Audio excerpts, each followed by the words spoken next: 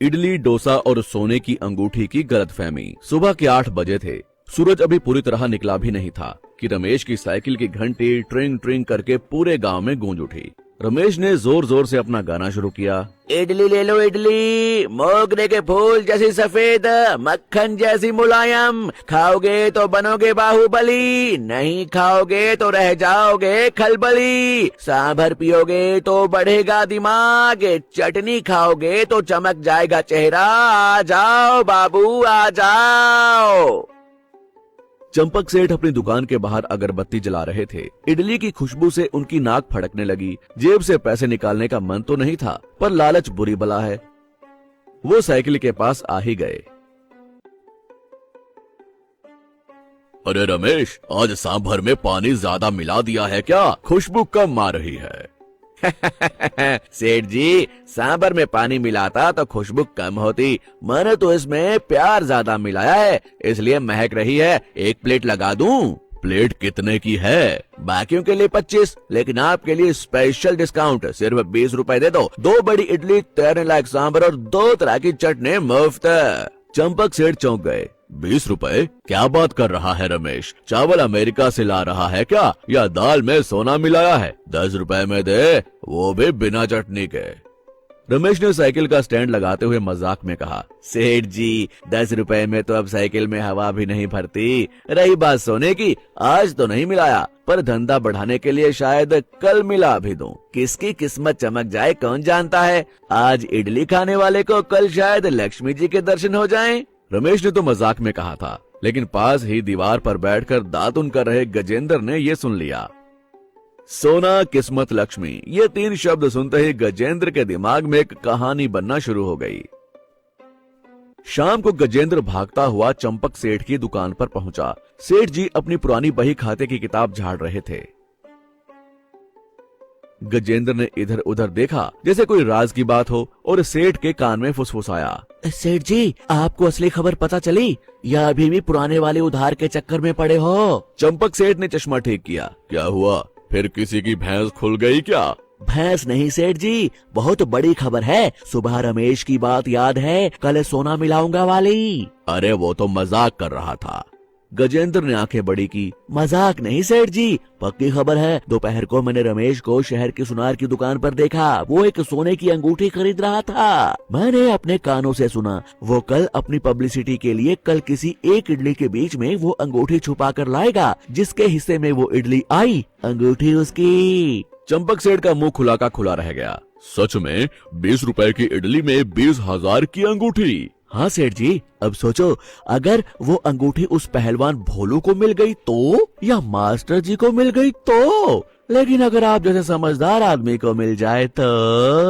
चंपक सेठ की आंखों में लॉटरी के नंबर चमकने लगे। दिमाग में कैलकुलेटर चलने लगा। 20 रुपए की लागत, 20,000 का मुनाफा, यानी 1000 गुना फायदा। ऐसी स्कीम तो मैंने आज तक नहीं देखी। उस रात चंपक सेठ को नींद नहीं आई। आंख बंद करते तो इडली दिखती, आंख खोलते तो सोने की अंगूठी। करवटें बदलते बदलते उन्होंने फैसला कर लिया, वो अंगूठी किसी और को नहीं मिलेगी, वो किस्मत उनकी ही होगी। अगले दिन सुबह रमेश अपनी गली में साइकिल लेकर मुड़ा ही था कि चंपक सेठ एक बड़ा बोरा और हाथ में नोटों की गड्डी लेकर वहां प्रकट हो गए। पीछे पीछे ताक झांक करने गजेंद्र भी आ गया। रमेश ने ब्रेक मारा। अरे सेठ जी, इतनी सुबह? अभी तो मैंने सांभर का ढक्कन भी नहीं खोला। आज भूख बहुत जोर की लगी है क्या? चंपक सेठ ने एक ही सांस में कहा। रमेश, सांभर नहीं चाहिए, चटनी भी नहीं चाहिए, चम्मच भी नहीं चाहिए। इस ड्रम में जितनी इडली है सब मेरी। एक भी इडली किसी और को बेचने की जरूरत नहीं है। कोई मांगे तो कह देना खत्म हो गई। रमेश हैरान रह गया। सारी सेठ जी, इसमें 100 इडली हैं। क्या घर में कोई फंक्शन है या भंडारा करवा रहे हो? चंपक सेठ ने मन में सोचा, भंडारा करवाऊंगा तो अंगूठी किसी और को मिल जाएगी। ऊपर से कड़क आवाज में बोले, तुझे क्या करना? मैं खाऊं या फेंकूं? मेरी मर्जी। धंधा करना है या नहीं? रमेश ने सर खुजाया। ठीक है सेठ जी, 100 इडली 20 के हिसाब से 2000 रुपए हुए। चंपक सेठ ने जेब से 2000 का कड़क नोट निकालकर रमेश के हाथ में थमा दिया। ये लो 2000, खुले नहीं चाहिए, रख लो। बस ये सारे इडली चुपचाप मेरे बोरे में डाल दो। कंजूस सेठ के मुंह से खुले नहीं चाहिए सुनकर रमेश को चक्कर आने ही वाले थे। लगता है आज सेठ जी पर कोई ऊपरी साया है। ये सोचते हुए रमेश ने सारी इडली सेठ के बोरे में भर दी। सेठ ने वो भारी बोरा सर पर उठाया और जंग जीतने वाले राजा की तरह घर की तरफ दौड़ पड़े। रमेश को कुछ समझ में नहीं आया, पर 2000 का नोट जेब में रखकर वो खुशी खुशी घर लौट गया। चंपक सेठ अपने घर के बरामदे में बैठे थे। दरवाजे बंद थे। सामने इडलियों का ढेर लगा था। पास में गजेंद्र बैठा लार टपका रहा था। अरे गजेंद्र, तू उधर ढूंढ, मैं इधर ढूंढता हूँ। अंगूठी मिली तो मेरी, तुझे चाहिए तो इडली खा लेना। सेठ जी ने एक एक इडली को उठाकर उसे मसलना शुरू किया। पहली इडली चूरा चूरा हो गई, सोना नहीं मिला। 10वीं इडली आटे की लोई बन गई, सोना नहीं मिला। 50वीं इडली, इडलियों का हाल बेहाल हो गया, उपमा बन गई। चंपक सेठ के पसीने छूटने लगे। रफ्तार बढ़ा दी। दोनों हाथों से इडलियों का कत्लेआम शुरू हो गया। कहाँ है, कहाँ है, कहाँ है वो अंगूठी? आखिरी इडली भी मसल दी गई। फर्श पर सफेद इडली के मलबे के सिवाय चमकता हुआ सोना कहीं नहीं था। चंपक सेठ रोने वाले हो गए। धोखा, गद्दारी, गजेंद्र, तूने झूठ बोला, मेरे 2000 रुपए मिट्टी में मिल गए। तभी बाहर साइकिल की घंटी बजी। रमेश अपना सांभर का बर्तन भूल गया था, वही लेने वापस आया था। चंपक सेठ गुस्से में बाहर दौड़े। अरे ओ रमेश, धोखा देता है, इडली में सोना छुपा है ये बोलकर मुझे सिर्फ आटा बेच दिया। चंपक सेठ चिल्लाए। रमेश ने मासूमियत से पूछा, सोना मैंने कब कहा सेठ जी? गजेंद्र बीच में कूदा। कल ही तो कहा था ना, कल मिलाऊंगा, किस्मत चमक जाएगी। तो वो अंगूठी कहाँ है? रमेश जोर से हंसा।